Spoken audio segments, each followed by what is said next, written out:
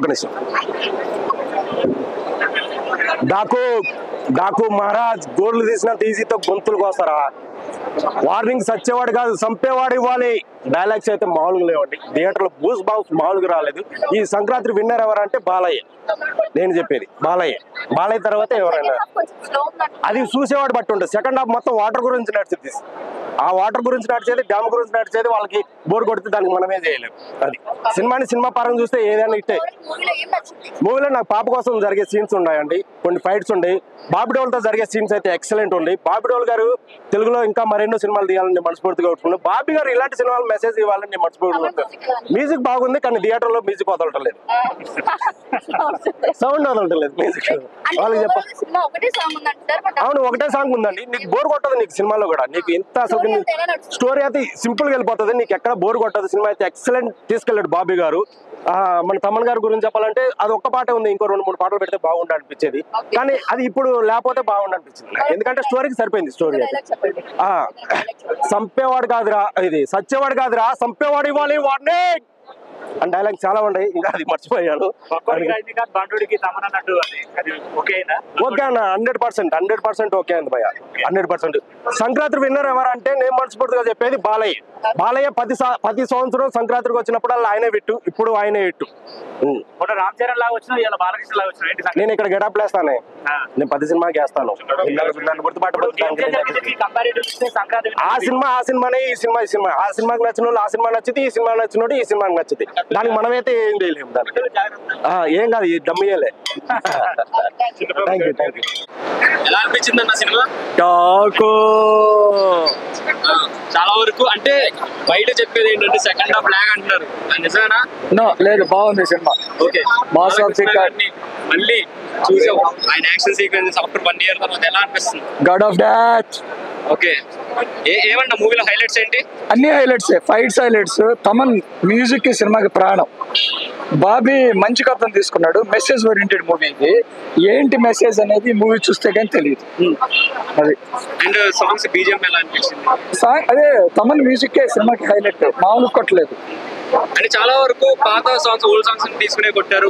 ఏ songs తీసుకొట్టాడు అవన్నీ తీసి జనాలకు అనవసరం. జనాలు ఆడియన్స్ ఎంజాయ్ చేశారా లేదా అనేది ఇంపార్టెంట్. జనాలు బాగా ఎంజాయ్ చేశారు. సీక్వెన్సెస్ ఎలా అనిపిస్తుంది? బాగుంది, చాలా బాగా చేశాడు. అండ్ బాబీ డియోల్ గారి యాక్టింగ్ యానిమల్ తో కంపేర్ చేసి ఇది బాగుందా?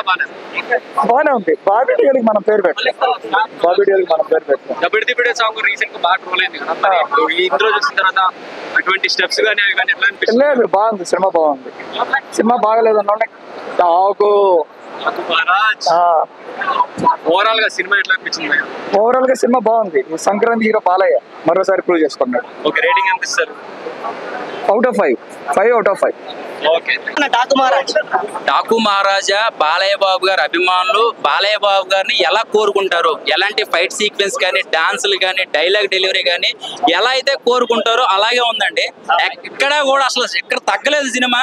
అండ్ తమన్ గారు ఇచ్చిన బీజం అయితే మాత్రం ఐమాక్స్ లోనే 2-3 బాక్సులు షేక్ అయిపోతున్నాయి, బురుబురులు ఆడిపోతున్నాయి. ఆయన ముందే చెప్పాడు ఏదైనా రిపేర్లు ఉంటే చేయించుకోండి, ఎందుకంటే అది నా బాలయ్య బాబు గారికి ఈయనకున్న కనెక్షన్ ఏంటో తెలియదు కానీ, మరి మ్యాస్నో చేత కొడతాడో ఏంటో తెలియదు కానీ అసలు పిచ్చెక్కిచ్చేసాడు. అండ్ డైలాగ్ వర్షన్స్ కానీ ఇవన్నీ కూడా చాలా బ్రహ్మాండంగా ఉన్నాయి. పాప సెంటిమెంట్ బాగా వర్కౌట్ అయింది. అండ్ ఆడియన్స్ అంటే వీళ్ళు కొంతమంది చూడాలి, బాలయ్య బాబు ఫ్యాన్స్ చూడాలని ఏం లేదు, ఫ్యామిలీ ఆడియన్స్ అందరూ చూడొచ్చు. అండ్ ఓర్వశీ సాంగ్ దబిడిదిబిడే సాంగ్ అయితే మాత్రం అదిరిపోయింది. అంటే నాకు తెలిసి ఒక 2-3 సినిమాలు ఒప్పుకోదు అమ్మాయి, ఎందుకంటే వాయించి పాడేశాడు, దబిడిదిబిడిని వాయించేశాడు. అసలు చాలా బ్రహ్మాండంగా ఉంది.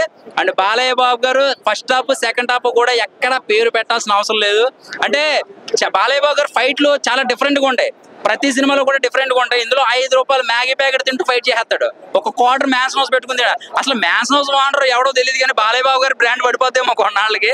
ఒకటి ఏంటంటే సంక్రాంతికి ఒక మాస్ హిట్ అండి.